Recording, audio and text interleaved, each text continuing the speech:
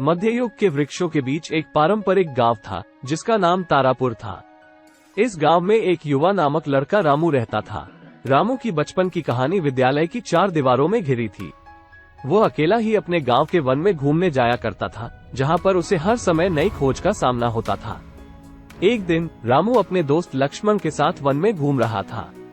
चलते चलते वे एक अज्ञात मंदिर के पास पहुंचे। मंदिर का द्वार प्राचीन दिख रहा था और उसकी दीवारों पर कई किताबों के पुराने श्लोक लिखे थे। रामू ने बचपन में सुना था कि इस मंदिर में एक पुरानी पुस्तक है जो किसी रहस्यमयी जादू की कहानी से भरी हुई है।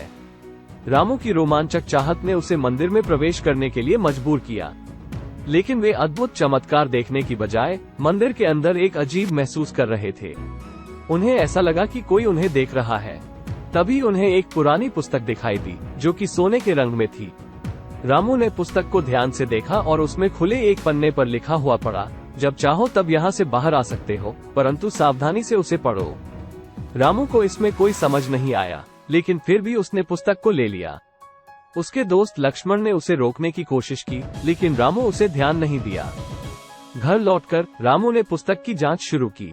वो पढ़ने लगा और उसे मंदिर की रहस्यमयी कहानी के बारे में बताया गया। कहानी के अनुसार बहुत पुराने समय में ये गांव एक प्रसिद्ध राजा के राज्य में था। राजा का राज्य खुशहाल था, लेकिन उसे एक समस्या का सामना करना पड़ा। राजा की रानी असुर विनाशकी रानी के अपहरण का शिकार हो गई थी। राजा ने अपने प्रजा की सुरक्षा के लिए बहुत सारी शरणार्थियों को जोगा दिया, लेकिन कोई भी उसे राजा की रानी को वापस नहीं ला सका। तब राजा ने विचार किया कि यह समस्या कैसे हल हो सकती है। एक दिन एक आदमी राजा के पास आया और उसे एक पुरानी पुस्तक दी। उसने कहा कि इस पुस्तक में असुर विनाशकी रानी के विरुद्ध एक जादू है जो कि उसे वापस ला सकता है। राजा ने उस पुस्तक को पढ़ा और जादू के बारे में जाना। इसके बाद राजा ने अपने वीर सैनिकों को संगठित किया और असुर विनाशकी रानी के पास यात्रा की।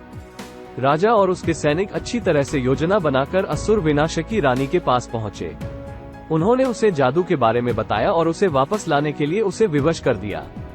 असुर विनाशकी रानी ने अंत में राजा की रानी को वापस कर दिया और राजा की रानी के वापस आने पर उन्होंने जादू का उपयोग करके असुर विनाशकी रानी को सजा दी। इस पुरानी पुस्तक को पढ़कर रामू का दिल उत्साह से भर गया। वो जानने को उत्सुक था कि क्या इस पुरानी पुस्तक में लिखा हुआ जादू अब भी काम करेगा। अगले दिन रामू और उसके दोस्त लक्ष्मण ने मंदिर की ओर रुख किया। उन्होंने देखा कि पुस्तक अब खो चुकी थी। वे उसे खोजने के लिए पूरे मंदिर में घूमते रहे, लेकिन उन्हें कुछ भी नहीं मिला। अचानक उन्हें एक छोटी सी छेद मिला जो कि मंदिर की दीवार में था। वे उस छेद के अंदर चले गए और देखा कि वो एक छोटी सी गुफा में जा रहा था। गुफा में एक पुरानी लकड़ी का संरचना था और उसमें एक विशाल पुरानी पुस्तक थी। रामू ने पुस्तक को उठाया और उसे पढ़ने लगा।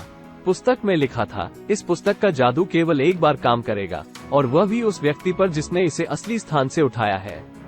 रामू के दिल में खुशी की लहर उमड़ी।